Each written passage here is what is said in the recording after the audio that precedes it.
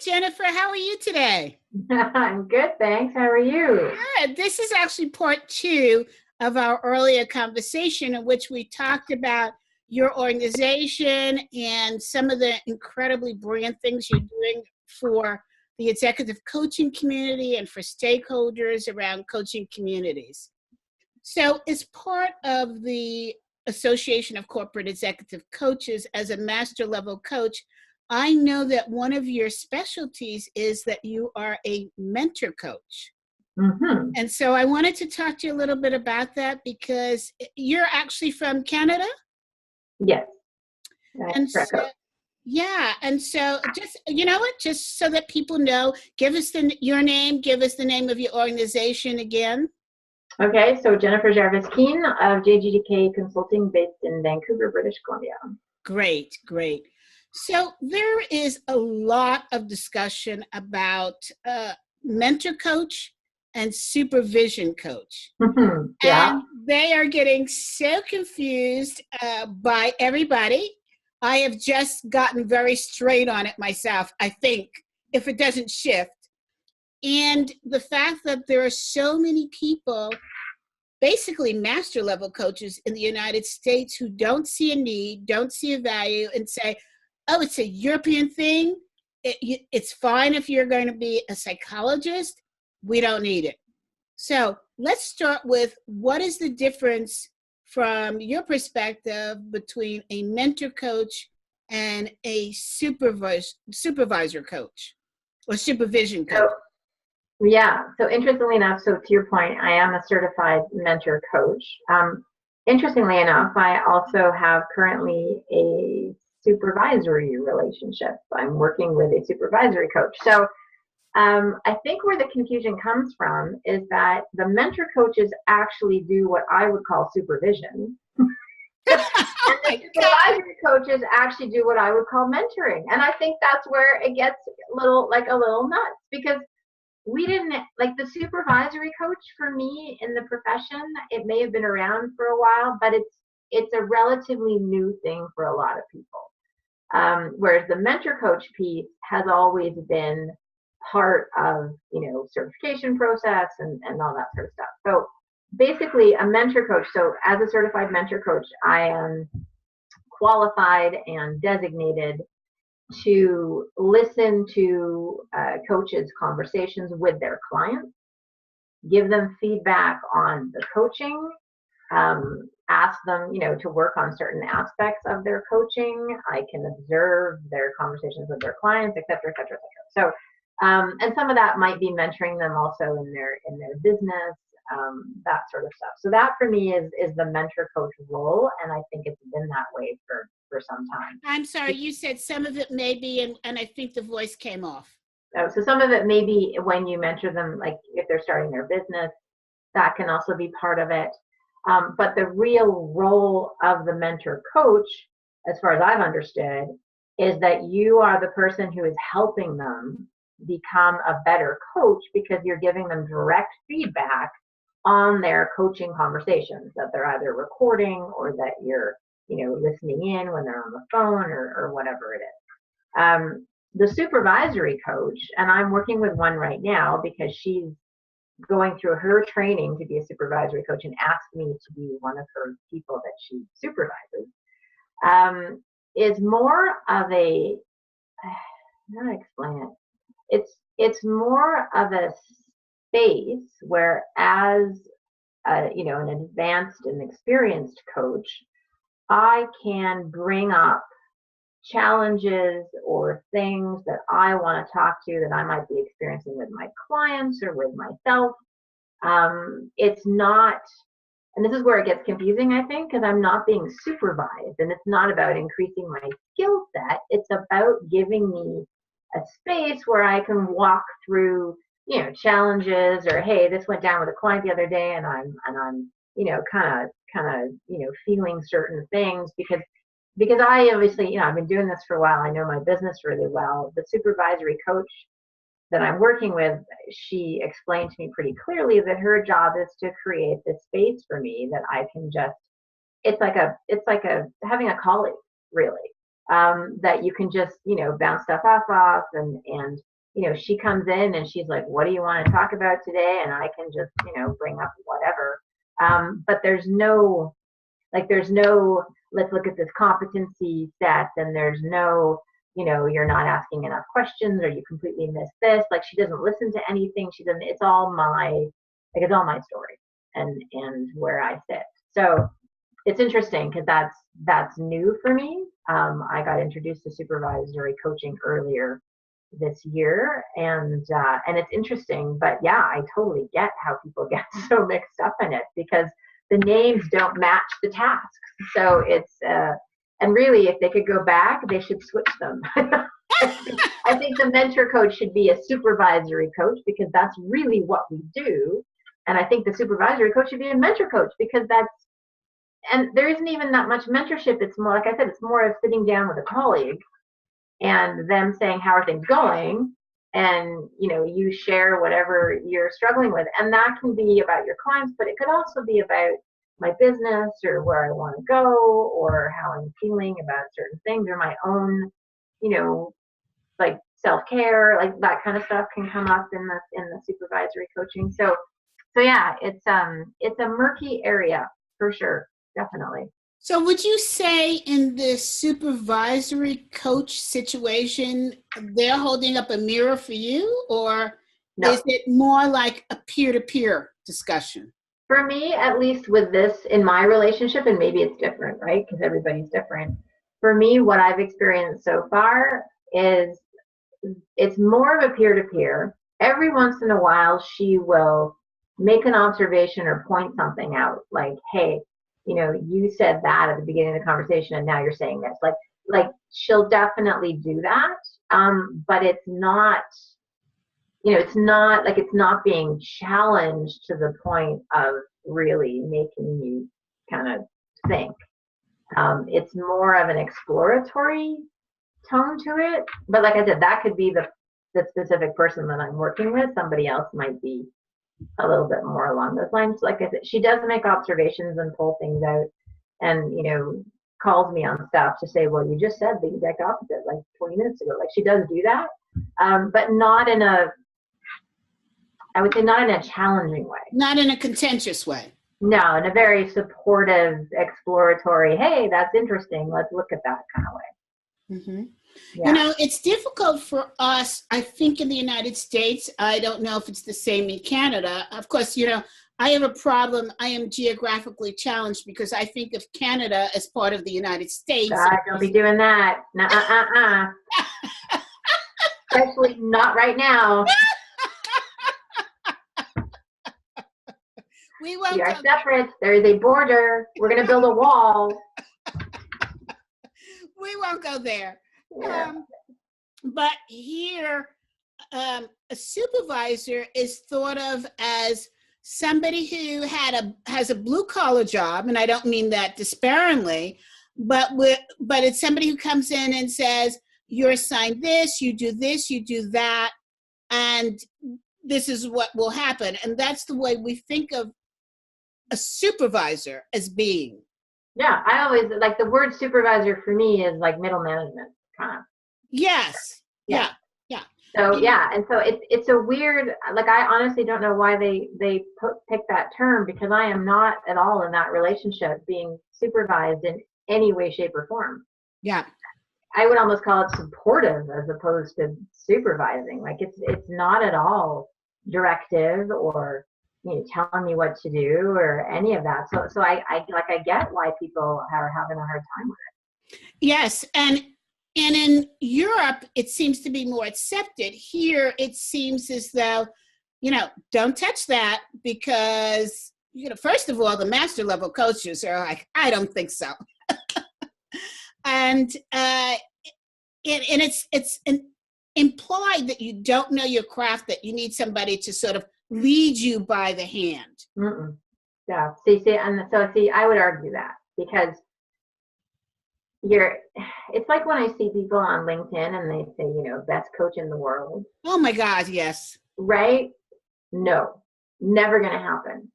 So you are coaching, as we all know, there's got to be a fit. I could be the best coach in the world for some of my clients. I could be the worst coach in the world, or maybe not, but like not the best for others, right? So it's not about ever getting to the box and going, boom, done, I'm the best, I'm the master, right? And that's why I was interested to explore the supervisory thing when it was offered to me, because I thought, oh, this is different, this is cool, let's see what it does. You cannot, in my opinion, you cannot be a master coach if you are not continually learning and evolving and working with others. You can't get to that level and stay stagnant and think that you can continue to work in mastery, if that's what you want to call it, right? Yes. There's always going to be stuff that shows up that you don't know. And for me, one of the biggest signs of being a master coach is being someone who embraces that and dives into it and figures it out and learns all about it and then adds it to their toolbox and keeps going. You can't be closed off at this stuff. I get the fact that it sounds a little bit out there and it doesn't sound all that useful. It's something that you need to know about because it's becoming part of the profession and people are going to ask you about it. And I feel so much better when I've actually experienced something that I can actually say, hey, this is what it is. This is what I got out of it or didn't, and here's what I would recommend for you or not based on my experience. You can't do that if you don't actually experience it. So closing the door on anything, unless obviously it's unethical or illegal, just for me, it's short-sighted and you got to be doing, if you're so much about your client's growth, then you've got to be one step ahead of them in your own. That's always how I've looked at it. Mm-hmm. And then let's go back to mentor coach for a while. Did that require a special training? Yes. And is that training different than being a supervisor coach or being part of coaching supervision? Yeah. So as far as I know, I haven't done the coaching supervision training, but I'm assuming just because the person that I'm working with is in it, that it's very different to the mentor coach training. So the mentor coach training, you are given very specific guidelines and competencies that you need to be looking for in coaching conversations. They walk you through how you're supposed to be giving that feedback. Because a lot of it, there's a lot of certification programs that require, 10 hours with a mentor coach. You don't have to be, as far as I know, a certified mentor coach to do those 10 hours, but I found it really helpful to have like templates and systems and things that you can use with people to be able to help them become better coaches. So for me, it's a much more structured training than the supervision piece. The supervision piece seems to be much more, like I said, of a free-flowing, exploratory, create a safe space, which if you're a master coach, you already know how to do. So I'm not sure what that training looks like, but the mentor coach certification training is quite structured and based on, a certain number of hours, and you need to understand competencies and what makes a good coach and what's considered, all that sort of stuff, right? So there's a bit more theory behind it, I would say. And as a supervisor coach, do you feel that if a coach has a peer-to-peer group, that they still need a supervisor coach?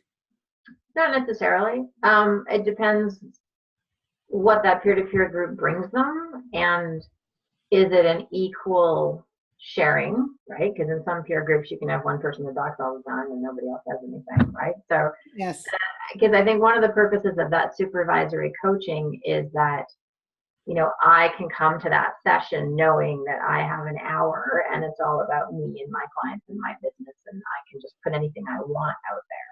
So the peer group would have to satisfy that, safe space, equal time. Everybody gets a chance to share whatever they need to share. But I think that a peer group would be, a fairly similar purpose as long as it was well set up and you had the right mix of people in it. Mm-hmm. Great. Well, Jennifer, this has been terrific. You know what? Let me just check my questions. Is there anything that I didn't ask you that you'd like to share with our audience? I honestly I can't remember what I said. No, I don't think so. Oh, here's a good one we didn't talk to is what should an organization look for when hiring an executive coach? Right. So, and one of the reasons that I wanted to talk about this is because there's a lot of times when I go into a client and they've had a coaching experience and it wasn't a good one. And so the first thing that I need to do is like deconstruct to reconstruct, and it takes time because now you have to get them to buy in to the fact that coaching could actually be good and effective, whereas they're looking at it as a waste of time and a waste of money because nothing actually changed with whoever they worked with before. So I think that when an organization is looking for an executive coach, you want to be making sure you have someone that's going to understand your business, your culture, who's going to be able to create relationships quickly, who's going to be able to build trust quickly, who's going to say what they think and not what they think you want to hear. I'm very fortunate in my business. I can turn clients down that I don't want to work with. And so I have the liberty to be very honest with people. And if that's not what they want to hear, then I don't work with them because there's no point. So I think that as an organization, whether you put out an RFP or whether you're, just going by referrals, you want to meet at least 3 or 4. You want to find a style that works with your people. The executive coach that you hire to work for, an international bank may not be the same person that you hire to work with a construction company, right? You got to have a style and an understanding and an approach that's going to work with the population that you're going to work with. And so I think organizations should spend more time potentially seeking out different people. I also think that if you get a coach who's 100% married to their own method, those for me are a red flag. If they're only going to do it their way and they only do like, it's got to be this assessment and this is the process and and they're not even asking what the client actually wants to get out of it, for me, that's a warning sign because they're going to do it their way. And that's not necessarily what the person sitting in front of them needs. Well, do you think that that's the fault of the coach, or is it the fault of organizations who continually say in an RFP, what is your methodology? Yeah. I think it's fair to ask what your methodology is. I mean, it shows where people were trained and what they use. I think organizations need to be flexible in looking at the whole picture of what the coach is bringing and the background and what they're interested in. And like I said, and how they show up, does the energy match the people that they're going to work with? I also think coaches need to be more flexible. I get it if you like something and you want to use it over and over and over again, but there will be a day when you'll be sitting in front of someone and what you do is not working for them. And that's, for me, that's up to you as a coach to go back and try something else and see what else works. And you got to try and fit yourself to your client. And if you don't want to do that, then they shouldn't be your client. You should go find someone else, right? But it's about giving the best service to the person that you're coaching at the end of the day. Is there a good way to find out really quickly that what you're doing is not working? What blinders do we need to remove as coaches to be able to see that? To get out of I think, I always do, I always do pretty regular check-ins. Like if I start with a new client and I've been working with them for a month or two, I spend 15 minutes and I'm like, so what have you liked so far? What have you not liked so far? And it's just, and we do that little mini evaluation thing so I can know what's working. What's really interesting when they say, things like, oh, I don't really like that. I always like, okay, you don't like it because it makes you uncomfortable, or you don't like it because it's not working. Enough. So because there's that mirror, right? So, but it is important to know, and I think a lot of the time, if you're paying attention to your client, you will know when they're not responsive. They'll start not showing up, or they're going to be late, or they haven't done the stuff they said they were going to do, or right. Like you just got to be paying attention to the relationship. Mm-hmm. That is such a terrific way to end this. Well, Jennifer, I hope that we can have an appointment to come back and talk to you some more. Absolutely. Always. Great. Thank you so much. I look forward to seeing you at the MECO Leadership Conference and to hearing your presentation so we can hear more tips. Yeah, it's going to be good. Thank you. Bye. Bye.